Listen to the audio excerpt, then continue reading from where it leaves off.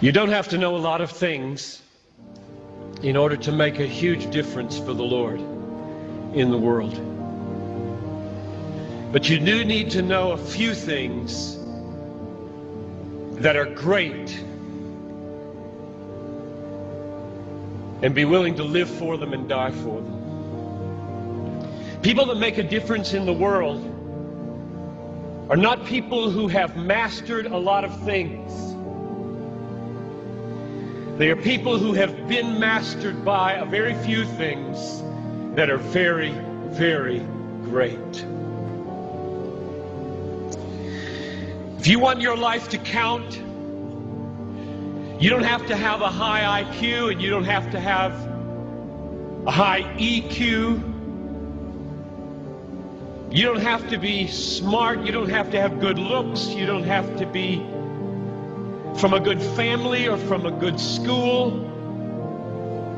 You just have to know a few basic, simple, glorious, majestic, obvious, unchanging, eternal things, and be gripped by them and be willing to lay down your life for them, which is why anybody in this crowd can make a worldwide difference, because it isn't you,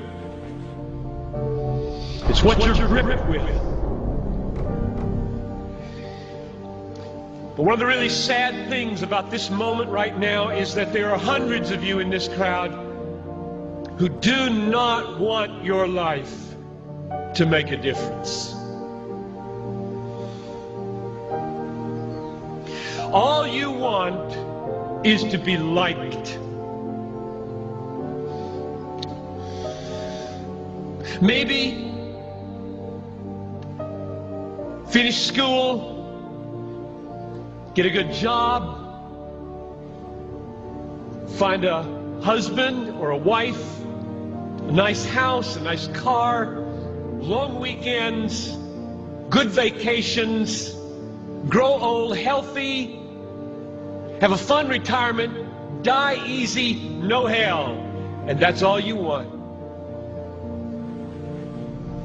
You don't give a rip whether your life counts on this earth for eternity. That's a tragedy in the making. That is a tragedy in the making. About 3 weeks ago, we got news at our church that Ruby Eliason and Laura Edwards were killed in Cameroon. Ruby Eliason, over 80, single all her life, a nurse, poured her life out for one thing: to make Jesus Christ known among the sick and the poor in the hardest and most unreached places. Laura Edwards, a medical doctor in the Twin Cities, and then in retirement, partnering up with Ruby, also pushing 80, and going from village to village in Cameroon. And the brakes give way. Over a cliff they go, and they're dead instantly. And I asked my people, is this a tragedy?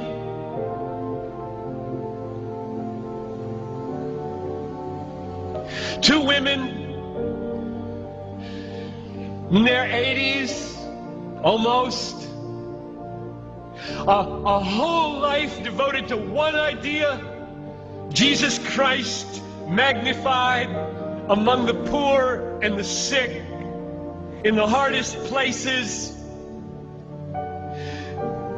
And 20 years after most of their American counterparts had begun to throw their lives away on trivialities in Florida and New Mexico, fly into eternity with a death in a moment. Is this a tragedy, I asked? It is not a tragedy. I'll read you what a tragedy is. I've got a little article here from Reader's Digest. You don't read Reader's Digest, I know that. But there is a generation who does. This is a tragedy. Title of the article: Start Now, Retire Early. February 1998. Bob and Penny took early retirement from their jobs in the Northeast 5 years ago when he was 59 and she was 51. Now they live in Punta Gorda, Florida, where they cruise on their 30-foot trawler, play softball, and collect shells. That's a tragedy.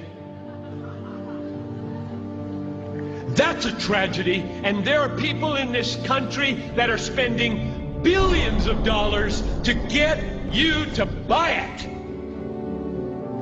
And I get 40 minutes to plead with you, don't buy it. With all my heart, I plead with you, don't buy that dream. The American dream. A nice house, a nice car, a nice job, a nice family, a nice retirement, collecting shells.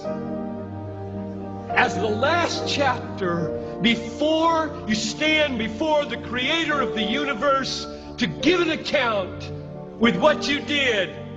Here it is, Lord, my shell collection. Look, Lord, my shell collection.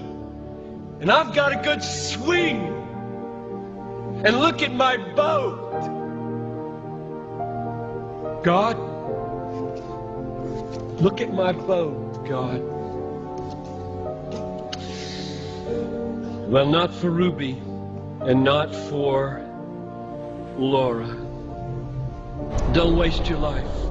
Don't waste it.